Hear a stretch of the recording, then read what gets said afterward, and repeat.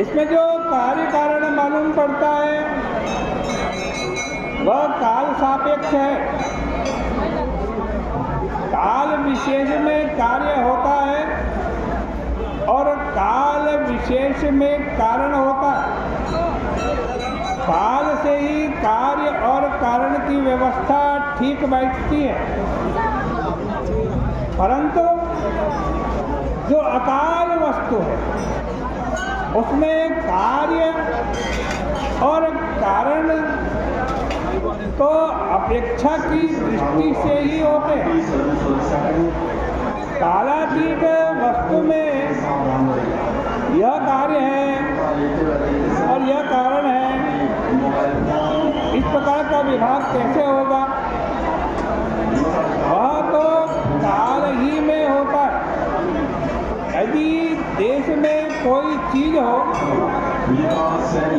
तो उसके भीतर बाहर का विभाग बन सकता है, परंतु देशाधिष्ठान वस्तु में यह बाहर, यह भीतर, यह दाहिने, यह बाएं कुछ बनता ही नहीं। यदि एक जड़ हो और दूसरा चेतन हो तो जड़ प्रकाश्य और चेतन प्रकाशक बन जाता है, किंतु जहाँ केवल चिन्ह मात्र अद्वय वस्तु ही है, वहाँ यह जड़ वस्तु कहाँ से आ? श्री कृष्ण ने कहा ये सारे भूत आत्मा से फैले हुए हैं, आत्मा तथा भूत दोनों मुझ में हैं और मैं ही दोनों से परे हूँ। उभयं मय्यथ परे आगमक्षरे।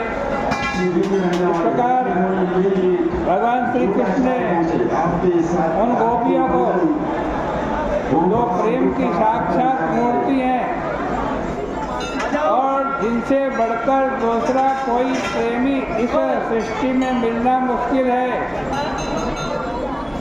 उनको अध्यात्म की शिक्षा दी। अध्यात्म शिक्षया एवं कृतेन शिक्षिता तदनुस्मरणस्वस्था जीवकोशास्तमध्यगन्। परिणाम यह हुआ कि भगवान की इस शिक्षा का अनुस्मरण करके गोपियों के जीव कोश का ध्वंस हो गया और उनको परमात्मा का अधिगम अर्थात साक्षात अपरोक्ष वस्तु का अनुभव हो गया। इसके बाद गोपियाँ बोली कि महाराज ठीक है, आत्मदृष्टि से हम आप एक हैं, परंतु ऐसी कृपा आप कीजिए कि हमारी मनोवृत्ति, हमारा व्यक्तित्व और अंतःकरण हमेशा आपके चरणारविंद का चिंतन करता रहे।